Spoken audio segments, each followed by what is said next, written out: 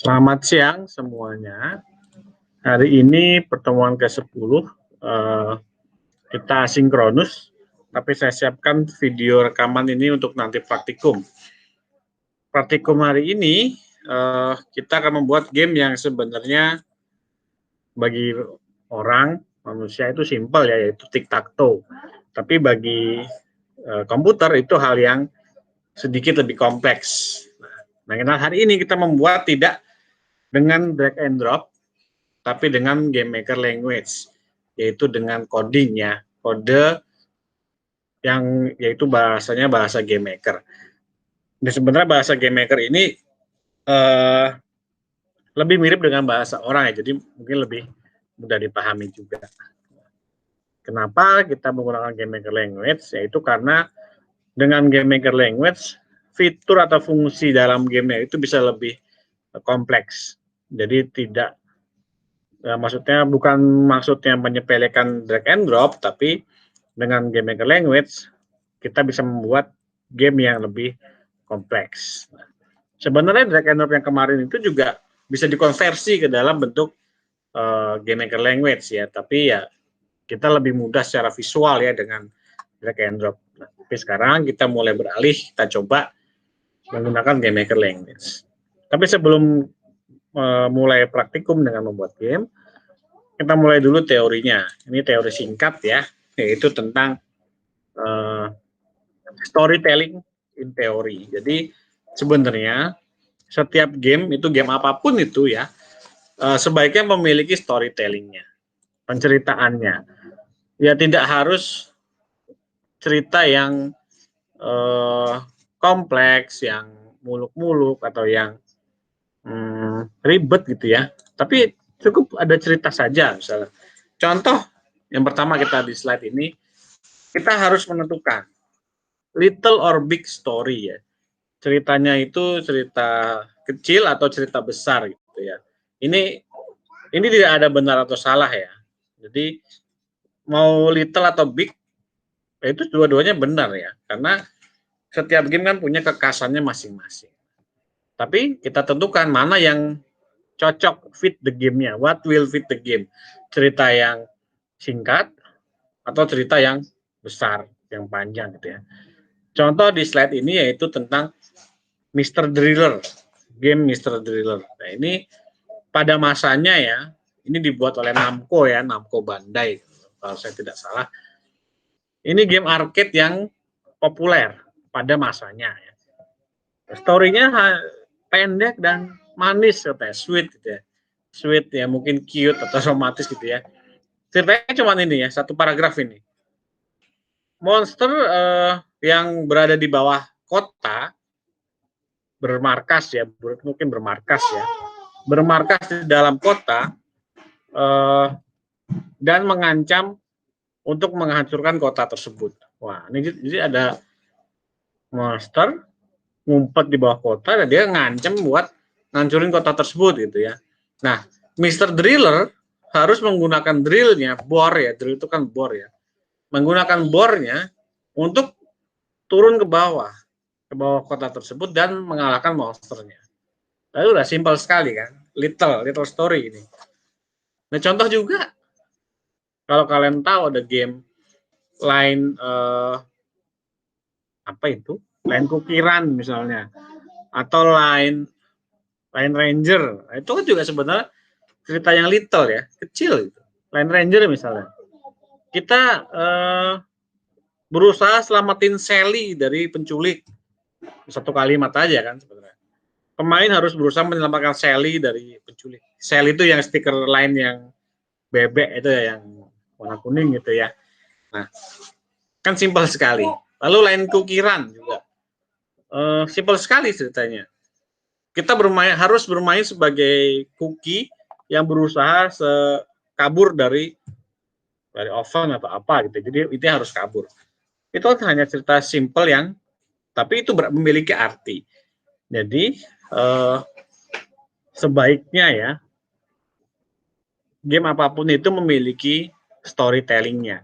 Baik itu hanya satu kalimat, dua kalimat atau yang sangat kompleks sekalipun. Nah, Seperti apa sih game Mr. Driller? Itu saya sudah taruh linknya kalau mau lihat ya. Contoh videonya Mr. Driller ada di Lips, itu agak panjang. Mungkin di sini saya coba sedikit aja saya tampilkan seperti apa Mr. Driller. Ini ya Mr. Driller. Nah ini Mr. Driller-nya. Dia punya bor, dia harus ke bawah ngalahin monsternya. Ini 200 meter. Ya, kita nggak tahu, ini mungkin endless ya. Mungkin endless. Ada udaranya. Coba saya langsung ke akhir. Di sini ya. Oh, udah selesai. Nah, ini coba di sini. Oh, mati. Tahu nih. Oh, belum. Jadi ya ini mungkin sebenarnya endless gitu ya. Hanya ada kita bermain sampai kalah. Ya, jadi mungkin ini endless. Game endless sebenarnya. Seperti juga game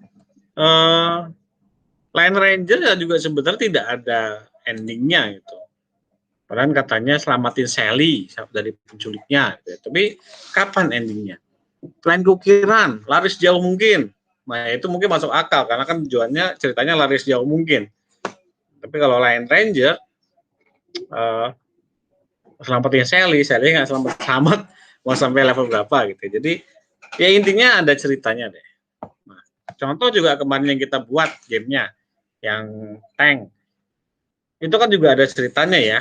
Ya saling mengalahkan, bermain sebagai pemain ya, harus saling mengalahkan musuhnya ya. Itu udah suatu story gitu ya. Jadi setiap game sebaiknya ada story-nya. Nah, ya itu semua story yang dibutuhkan oleh game tersebut gitu ya. Jadi tidak harus suatu game itu punya jalan cerita yang kompleks, yang ribet, yang panjang, yang jelimet, yang bercabang-cabang endingnya nggak harus ya. Jadi asalkan sudah mempunyai makna, game itu sudah bagus, cukup bagus gitu ya. Nah, kita masih bahas Mr. Driller tadi. Mr. Driller ya, the player gets a noble quest ya, dapat misi terhormat ya, noble, untuk menyelamatkan seluruh kota dari monster. Mr. Driller dengan harus cepat dan dengan sense of urgency, dengan sense, oh ini harus darurat, nih, maka harus cepat gitu ya. Tidak memikirkan keselamatan diri sendiri ya. He is constantly in danger of running out of air. Jadi dia juga punya resiko kehabisan udara di dalam bawah tanah tersebut. Tapi tetap aja jalan terusnya. Kalau saja ada jalan cerita yang lebih panjang, mungkin dalam gamenya itu ada pause-nya setiap level, lalu dijelaskan. Misalnya level 1 tadi kedalaman berapa meter, dijelaskan resikonya, tantangannya atau lainnya gitu ya. Bahkan mungkin rumah-rumah yang di atasnya itu kalau terus ngebor ke dalam nanti jatuh akan mempengaruhi gamenya. Jadi di sini kita bisa simpulkan dengan cerita yang lebih panjang, dengan cerita yang big gitu yang besar, maka gameplaynya pun nanti akan semakin kompleks. Nah, jadi itu juga berpengaruh ya. Kalian mau membuat game yang simple, gameplaynya simple, atau yang gameplaynya panjang, rumit. Kalau gameplaynya rumit, maka jalan ceritanya juga harus rumit, ada panjangnya. Jangan, misalnya kalau sudah bikin sinopsis cerita, jalan cerita panjang-panjang gitu, sampai 10 halaman misalnya, kayak mengarang gitu ya, kayak novel, kayak cerpen deh, kayak cerpen. Tapi ternyata gameplaynya hanya bisa cepat sekali ditamatkan oleh pemainnya. Misalnya satu jam udah tamatnya. Itu akan menjadi suatu mungkin kekecewaan bagi pemainnya. Ya, kok jalan ceritanya panjang tapi gamenya hanya seperti ini gitu, cuma gini doang. Nah, itu kan lebih lebih menyakitkan didengar ya daripada jalan ceritanya pendek, tapi buat namatin gamenya panjang. Nah itu yang coba harus dihindari. Jangan kita bikinnya game di sini, bukan bikin novel ya. Kalau novel ya panjang lah. Kalau game ya story itu nomor 2, gameplay nomor 1 gitu ya. Nah, ada salah satu framework atau istilahnya pedoman atau panduan ya dalam membuat struktur cerita.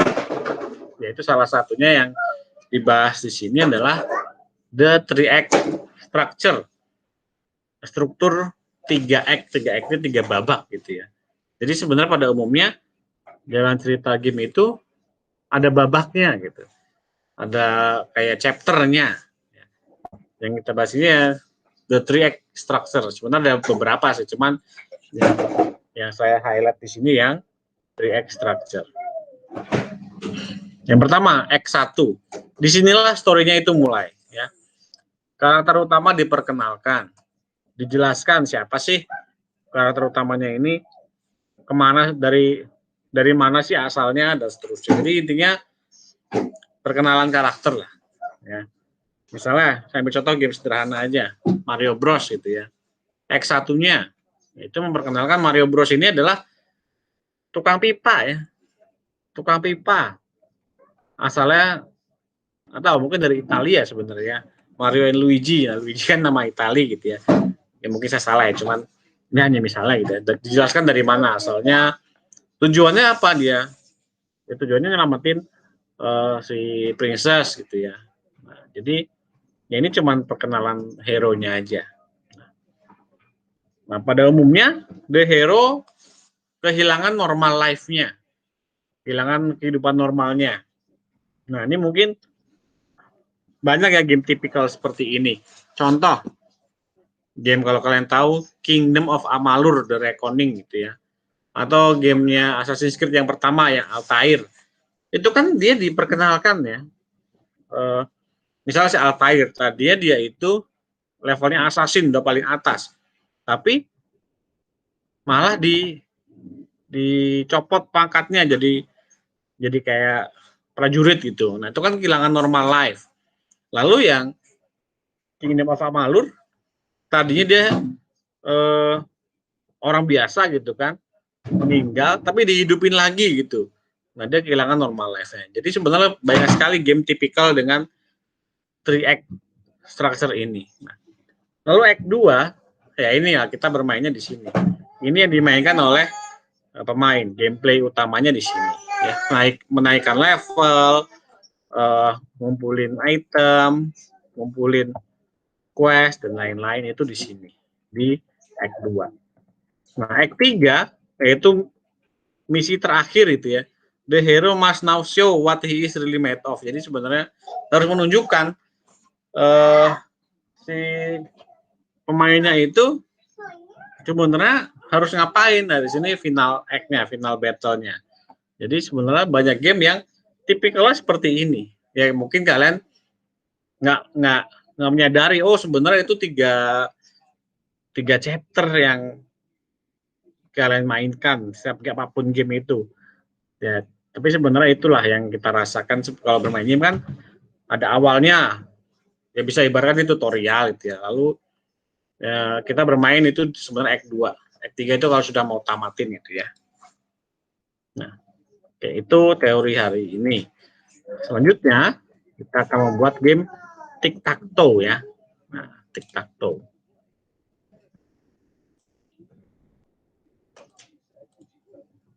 Tic tac toe-nya, nah ini saya coba jalanin dulu. Tic tac toe-nya.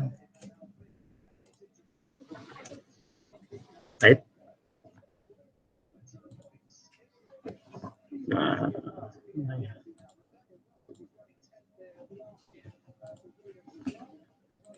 harusnya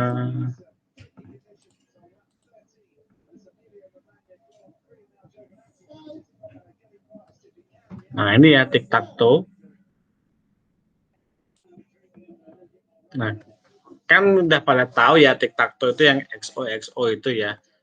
Misalnya saya main di sini. Nah, ini kita lawan komputer nih. Ini bukan dua player ya, ini lawan komputer. Saya bermain sebagai yang biru. Nah, ini udah masih menang. Ya. Nah, komputer yang model.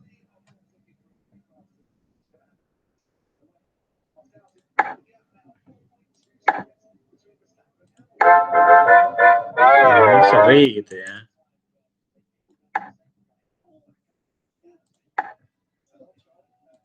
Nah, ini menang lagi. Ya. Jadi pasti kalian tahu nanti triknya kalau main tic-tac-toe sama teman gimana biar menang gitu kan. Ini sebenarnya algoritma aja. Ya. Simple ya. Tic-tac-toe kan simple ya sebenarnya ya.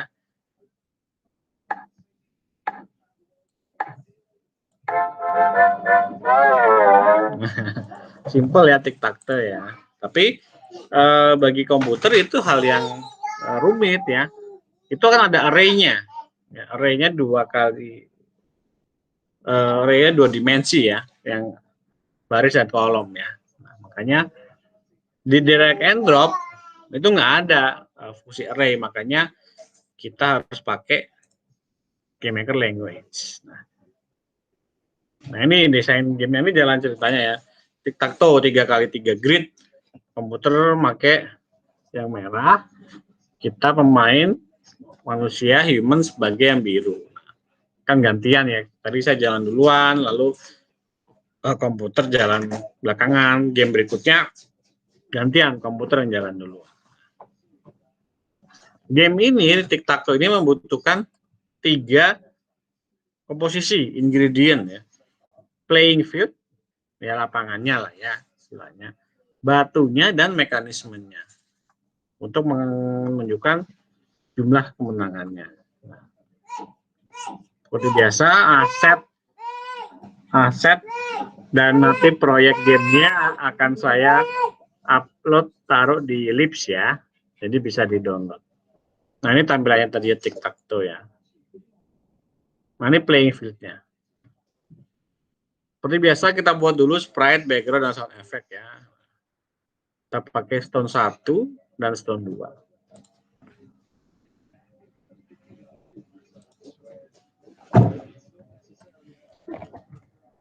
Stone 1.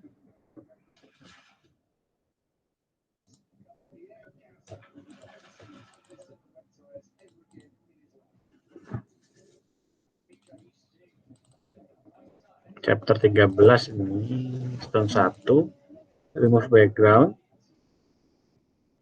Oke, stone 2.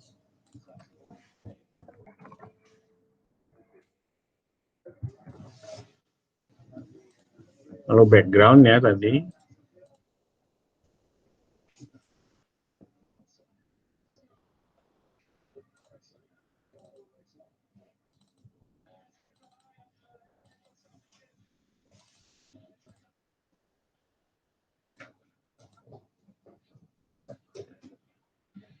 Oke. Selanjutnya kita buat sound effect ya. Player win, lose, sama draw ya. SND win.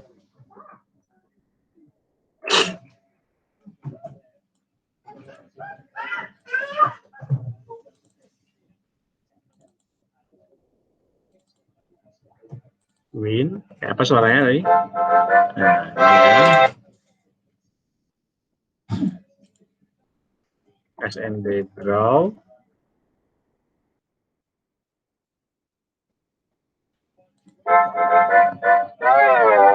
Oke. Yang sekarang yang kalah SND lose. Apa? Nah, itu tadi saya nggak pernah kalah ya, makanya nggak kedengeran suaranya lose. Sekarang suara place tadi ya, SND. Kalau naruh batunya tadi SND place. SND place. Nah ini ya. Oke. Nah, selanjutnya kita buat sekarang fontnya. Nah ini kita pakai biar tadi ya buat nampilin skor ya. Ya samain aja lah kayak di modul. Kalau nanti kalian mau ganti silahkan font score ya. Font score.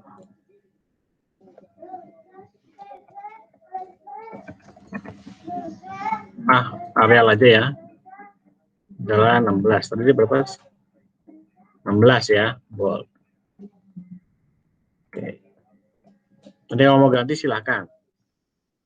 Selanjutnya, nah kita mulai bikin field-nya ya. Kita buat objek field tanpa sprite. Oh, field. Apa yang dilakukan di field? Nah, field ini kita gunakan buat menggambar nanti field-nya ya. No sprite required, jadi nggak perlu sprite. Lalu buat room, pilih background yang tadi. Backgroundnya tadinya. Nah ini kita samakan aja ukurannya tadi 640 kali 480 ya.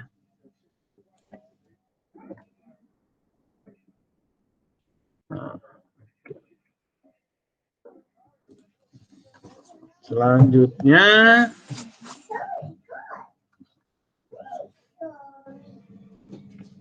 kita taruh objek field di dalam room tadi ya. Walaupun objek fieldnya belum ada apa-apanya, tapi kita buat dulu. Karena ini tidak perlu, game tic-tac-toe ini nggak perlu objek banyak-banyak. Tapi kita butuhnya nanti script dalam bentuk GameMaker language. Nah, ini kita buat array 2 dimensi ya sebenarnya. Untuk kita bermain tic-tac-toe, kita butuh array 2 dimensi ya. Ini gambarannya. Ini field 0,0, 1, 0. Ingat ini kan baris koma kolom ya. Jadi di sini baris 0, kolom 0. Baris 1, kolom baris 1, kolom 0, dan ini baris. Oh, ini kolom baris ya. Kolom 1, baris 0, kolom 2, baris 0. Nah, ini array 2 dimensi ya. Nah, selanjutnya kita buat script untuk menjalankan field-nya. Nah, kita namakan script-nya scr field init. Nah, ini kita kopas saja samain namanya biar nggak ketukar nanti. Script ini harus set semua field-nya entry-nya tuh 0. Gimana cara membuat script?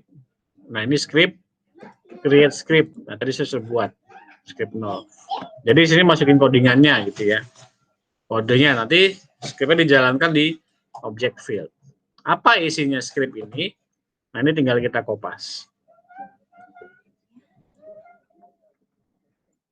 Nah, ini untuk membuat field-nya tadi ya. Ini kan kita membuat field pakai perulangan di sini. Var i, j.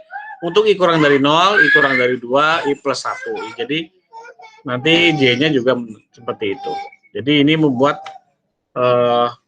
field dengan array. Jadi nanti kan i-nya itu baris, j-nya itu kolom. Nah, jadi ya ini mungkin kalian sudah familiar ya, ini dari algoritma harusnya seperti ini untuk membuat field. Nah, ini kita biar ya, ini nggak langsung ada indentasinya nih. Oke, jadi biar rapi aja. Jadi sebenarnya for-nya ini di dalam yang for j ini dia di dalam i gitu ya. Oke. Karena kenapa kok kita nggak bikin dengan drag and drop aja ya? Karena tadi background-nya sudah dibuat sedemikian rupa ya. Ya, udah ada ininya kan, udah ada garisnya. Maka itu kita menggunakan script untuk menentukan ini field 0,0, ini field 1,0 dan seterusnya. Itu. Selanjutnya, nah notes ini ada garis 2, ini adalah komen ya, komentar. Nah, the game harus menyimpan jumlah kemenangan pemain, saya, kita, orang, atau pemain dari komputer atau seri gitu ya, Untuk ini kita butuh 3 variabel. Skor player, skor komputer, dan skor draw. Untuk memulai game, kita harus inisialisasi variabel ini dari 0. Nah, kita bikin script baru, yaitu script game init ini ya.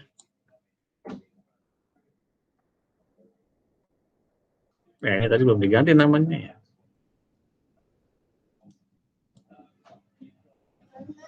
Kita ganti itu namanya tadi yang ini kan ini game init. Tadi yang script 0 tadi kan field ya. Ini biar nggak tukar.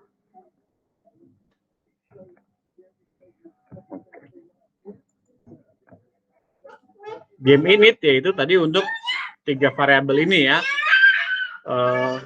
Score player, skor komputer, dan skor draw. Ada suara, tapi ada gangguan sedikit. Oke. Ya, jadi script game init ini untuk deklarasi variabel skor. Skornya pemain, skornya komputer, dan skor kalau seri ya. Nah, seperti yang bisa kita lihat, kita memanggil script pertama, jadi script field dari script ini ya. Nah, ini kan script field dipanggil oleh script game init gitu ya. Script itu bisa digunakan, difungsikan untuk manggil script lain gitu ya. Jadi kayak sama objek ya. Kayak objek bisa juga dipakai buat ngambil manggil objek lain. The script game init ini akan kita eksekusi dari create event nanti di field object. Oke, sekarang kita udah buat ya tadi 2 script, field init dan script field dan script game. Kita buka kembali objek field, lalu execute script ya, create event tadi. Ini objek field, create, execute script. Itu yang dikontrol kode yang tengah. Scriptnya yang dipanggil yang game. Nah, kan tadi script game ini juga memanggil script field ya. Nah, selanjutnya, langkah selanjutnya adalah kita harus membuat untuk setiap pemain bisa naruh batunya, naruh X sama O-nya tadi ya, naruh batu merah dan batu biru. Ketika pemain ngeklik mouse kiri, si komputer game itu harus detect nanti di mana ditaruhnya ya. Makanya kita butuh variabel global mouse X dan mouse Y.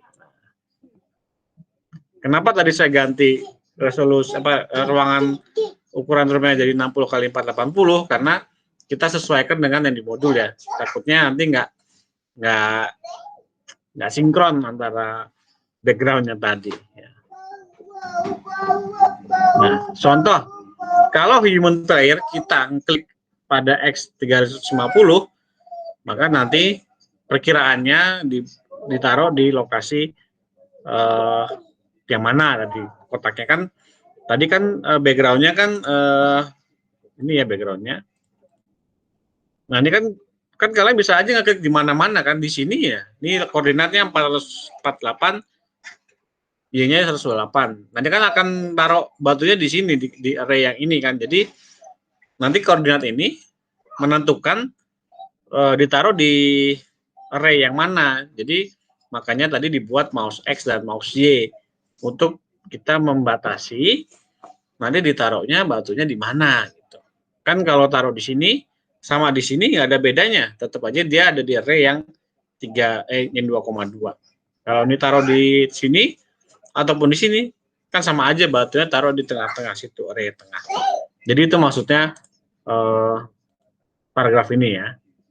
Kita buat sekarang script baru yaitu script field click. Jadi saat kita ngeklik scriptnya.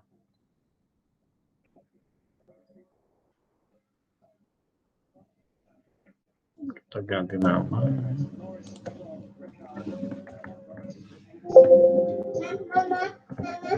Ini ya. Nah, jadi var i, j ini kita buat menentukan posisi yang diklik gitu ya.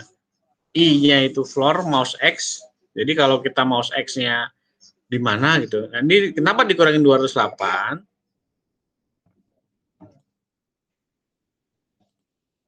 Kita lihat di sini. Ini koordinatnya 192, ini 320. 208 kan? Coba kalau nggak yakin pakai kalkulator ya. Tadi berapa? Ini 192, ini sini 320 ya. 320 kurang 192. 128. Lalu dibagi, tadi dibagi 140 ya. Jadi ini untuk kira-kira sebenarnya memastikan saja di area, pokoknya di area di situ ya, kurang lebih. Jadi kan misalnya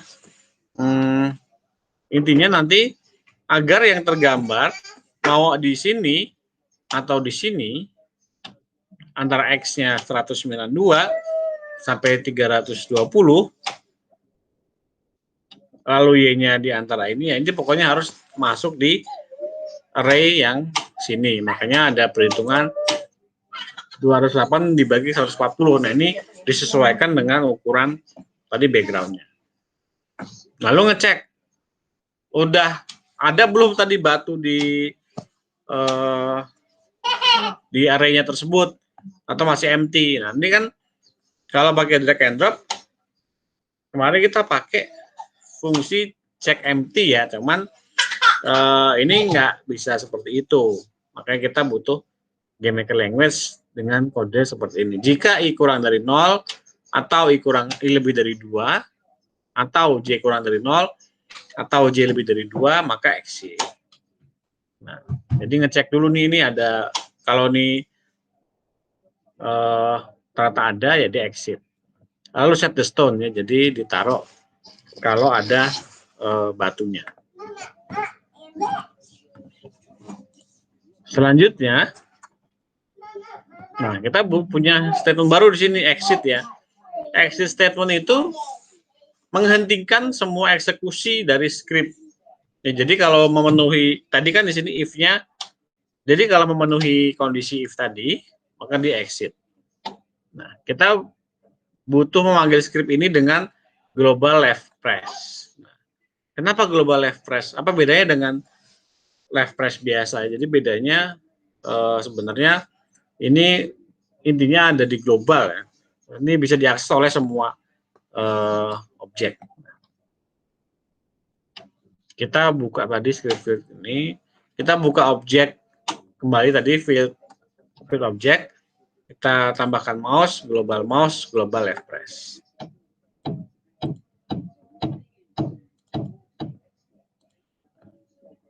Mouse, global, nah, global mouse, global left press.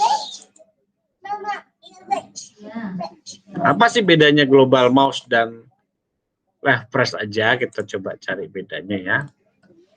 Kalau global difference between left mouse left press and global left press.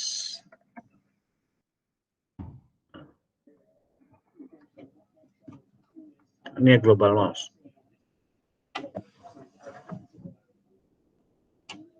Kalau yang global, coba kita. Nah, kita punya section baru yaitu global mouse. Disiplin ini kita punya seleksi, punya pilihan dari eventnya itu nanti bakal memanggil mouse. Intinya kalau mouse-nya itu tidak ada di is not over them or even near them. Ya, jadi lebih global gitu, nggak spesifik. Kalau global press kita harus ngeklik benar-benar di objek tersebut. Nah, tapi berhubung kita ini nggak ada sprite-nya ya, objek fit ini kan nggak ada sprite-nya tuh. Jadi kita nggak bisa pakai left press gitu ya. Jadi nanti nggak akurat munculnya di mana batunya. Makanya pakai global left trace, itu bedanya ya. Jadi di sini jelas bedanya. Kalau global mouse itu digunakan nggak harus deket dengan objeknya, ya. Jadi kalau objeknya kecil gitu kan, susah diklik, boleh pakai global mouse biar terpanggil. Oke, selanjutnya sekarang kita masukkan execute script-nya tadi, script field click.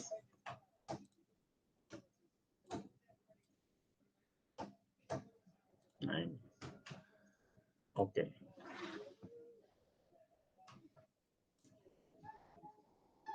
Selanjutnya,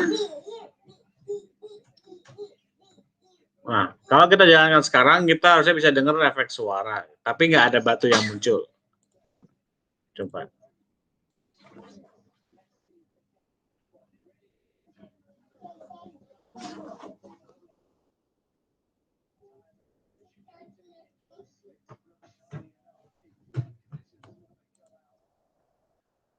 Oh, nah, ini biasanya suaranya nggak muncul nih. Kurang gede.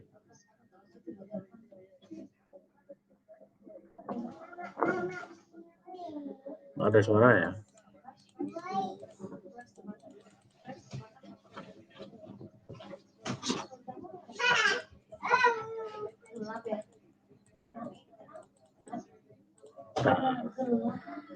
Berarti ada yang belum tepat nih.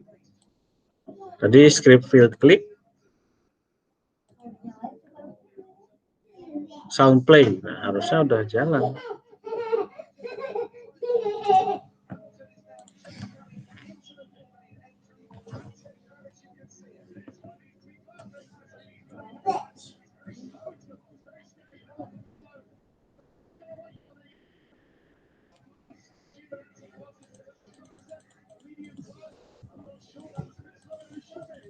Nggak, suaranya belum. Ntar dulu kita lautin dulu ya. Kita coba jalan yang lain dulu.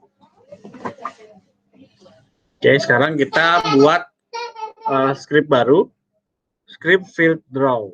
Jadi ini script untuk gambar kalau kita tadi jalanin jalan yang ini gambarin ada batunya gitu ya.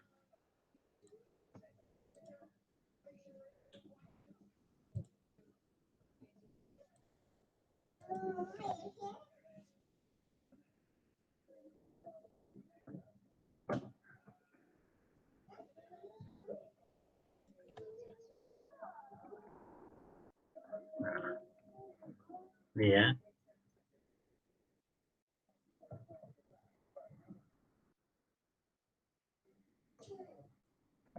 Jadi ini untuk menggambar sprite-nya dengan benar, tergantung kita nanti gambarnya di mana ya. Jadi ini menentukan koordinat akan digambarnya di mana. Tadi kan sudah dibatasi tuh koordinat tiap array ya. Jadi ini dibuat koordinatnya sedemikian rupa. Ini disesuaikan dengan tadi ukuran fieldnya.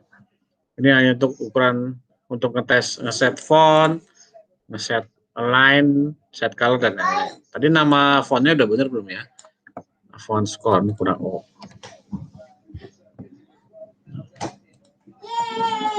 Untuk memanggil script ini kita butuh event draw ya. Kita balik ke tadi objek field tadi, draw, execute script.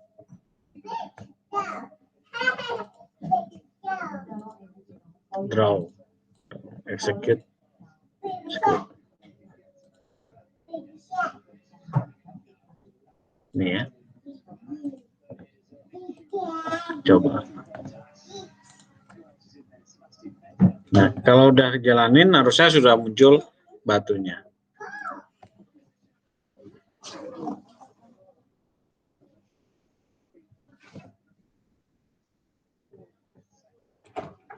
Error. Variable SPR stone. Oh, karena namanya aja ya. Jadi ini namanya SPR ya, kita samain namanya SPR.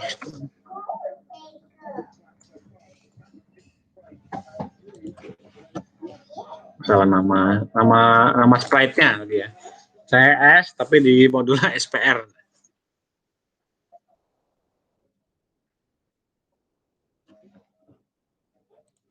Nah, udah muncul ya. Nah, tapi suaranya nggak keluar. Nah, ini ada yang belum tahu.